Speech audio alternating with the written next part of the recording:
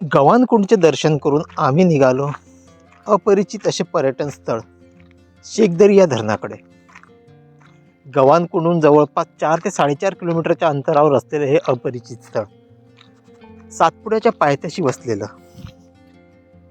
शेखदरी धरणाकडे जाताना सातपुड्याच्या पर्वतरांगांचं विहंगमय दृश्य तुम्हाला मनमोहित करून टाकेल.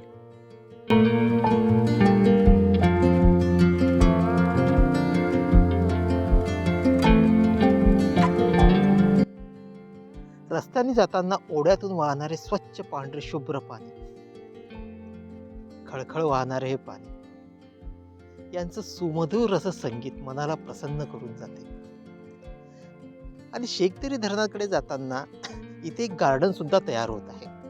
म्हणजे अजून काम प्रगतीपथावर आहे, पण होऊ शकतं का येणाऱ्या काही वर्षातच इथे एक छानसं गार्डन सुद्धा आपल्याला बघायला मिळेल. कच्च्या रस्त्याने आम्ही शेखदरी धरणावर पोहोचलो. छोटंसं असं हे धरण सातपुडा पर्वतरांगांच्या पायथ्याशी वसलेलं. इथे एक छोटंसं मंदिर सुद्धा आहे बजरंगबलीचं. बजरंगबलीचे दर्शन घेऊन आम्ही थोडंसं पुढे जातो तर आम्हाला इथे एक मचान दिसले आणि आम्ही मचानावर चढलो.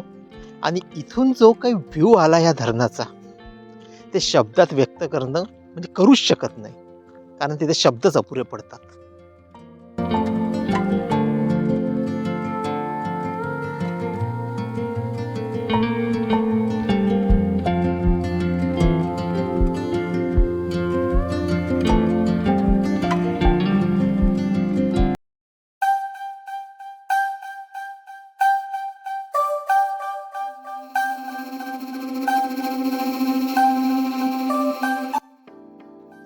शेखदरी धरण अमरावतीपासून जवळपास 90 ते 92 किलोमीटरच्या अंतरावर.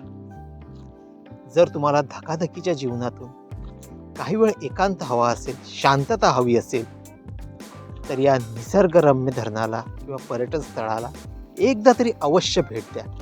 मला नक्कीच आवडेल.